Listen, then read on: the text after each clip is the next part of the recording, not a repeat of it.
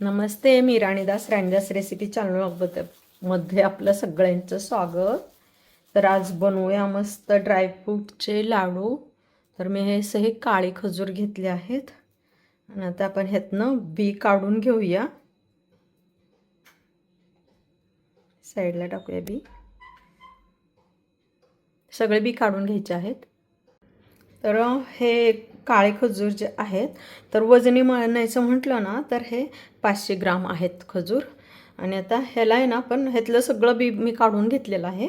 आता आपण ह्याला ना मिक्सरमधनं काढायचं आहे.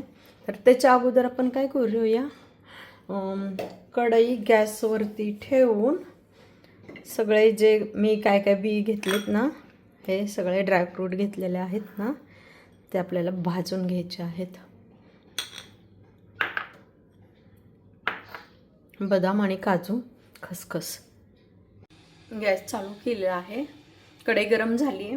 मी आता ह्यामध्ये टाकते हे खरबूजचे बी आणि हे टरबूजचे बी. अगोदर ह्याला थोडंसं हे करून घेऊया, आपण गरम करून घेऊया. ह्यातलं सगळं आपल्याला मॉइश्चर घालून टाकायचं आहे.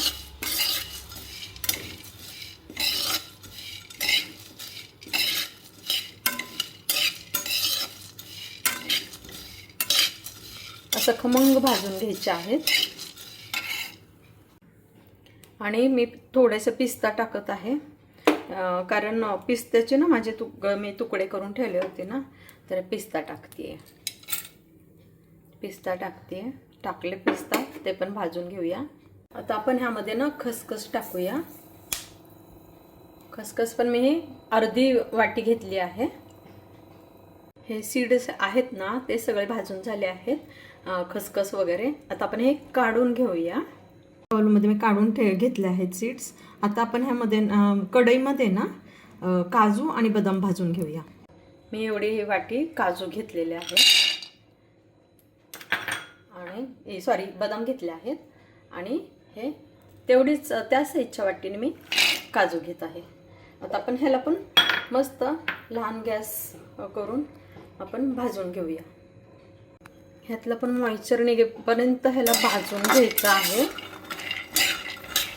आणि मी काजू आहेत ते आता लाडू करताना मिक्सरला नाही लावणार, डायरेक्ट बारीक तुकडे करेन. आणि जे सीड्स आहेत भाजलेले ते मात्र अख्खे घालीन. ते खायला छान लागत आहे. काजू एकदम अख्खे म्हणजे तुकडा छान लागेल काजू आणि बदामाचे. त्यामुळं ह्याचे तुकडे करणार आहे. मिक्सरला लावलं ना डायरेक्ट बारीकच होतं. किती जरी आपण हे केलं ना तर बारीक चुरा होतो. मिक्सर बंद चालू करून फिरवलं तरी पण त्यामुळे मग मी तुकडे करणार आहे याचे. आता ह्याला व्यवस्थित चांगलं खमंग भाजून घ्यायचं आहे.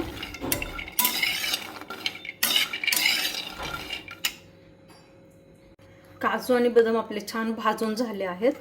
मस्त लहान गॅसवरच मी भाजले. आता आपण हे काढून घेऊया.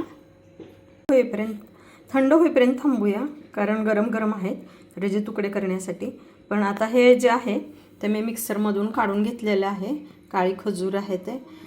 आता आपण हे 1 चमचा तूप टाकूया कढईमध्ये. तर मी 1 चमचा साजूक तूप टाकते. अजून थोडंसं टाकते. आणि हे जे आहे ना मिक्सरमधून काढलेली खजूर आहे ना, ते आपण टाकूया. हे खूप चिकट आहे, कारण आणि मिक्सरमध्ये लावताना पण ना तुम्ही थोडी खजूर टाका आणि मगच लावा. कारण एका ठिकाणीच असं गोल फिरल्यासारखं होतं मिक्सर, पूर्ण असं व्यवस्थित होत नाही आहे. तर ह्याला व्यवस्थित भाजून घेऊया तुपामध्ये. हे मी असे काजू आणि बदामचे बारीक तुकडे करून घेतलेले आहेत, कारण मिक्सरला लावलं की खूप हे होतं. आणि आता आपण चांगलं मिक्स करून घेऊया. खूप चिपकतं हे पूर्ण असं सुटलं आहे. आता असं पूर्ण असं गोळा झालं ना, आता ह्यामध्ये आपण ना ड्रायफ्रूट टाकून घेऊया. खाली उतरून घेतलं आहे. आता हे सगळं हे ड्रायफ्रूट असं टाकलेलं आहे. आता आपण जे बिये होते ना, सीड्स सगळे ते पण टाकायचे आहेत. हे असे आता ह्याला पूर्ण मिक्स करून घेऊया. आता हे आहे ना, आपण पूर्ण मिक्स करून घेऊ. माझ्याकडनं खजूर थोडीशी कमी झाली आहे. ह्याला ना 1 किलो तर खजूर हवी होती, माझ्याकडनं अर्धा किलो झाली.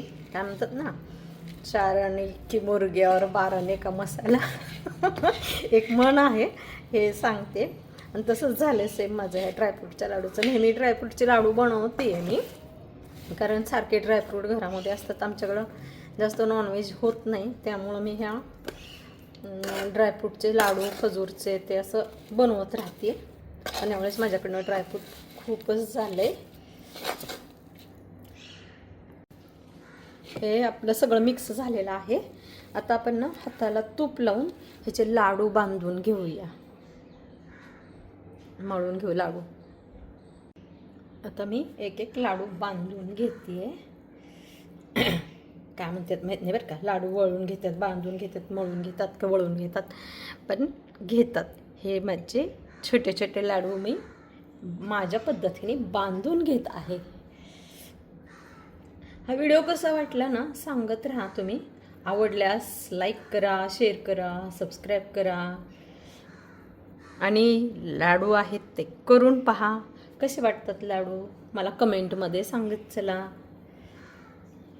जास्त तर माझ्या रेसिपीच्या व्हिडिओ आता पडतच नाही आहेत, कंटाळा केला होता. पण हे खजूर ते ड्रायफ्रूट बरेच दिवसापासून माझा वेट करत होता, लाडू कधी बनवते ती त्यामुळे मी हे लाडू बनवत आहे. आज जराशी फ्री आहे त्याच्यामुळे लाडू बनवते आहे. हा व्हिडिओ आवडल्यास लाईक करा, शेअर करा, सबस्क्राईब करा नवीन असाल तर, आणि लाडू करून पहा.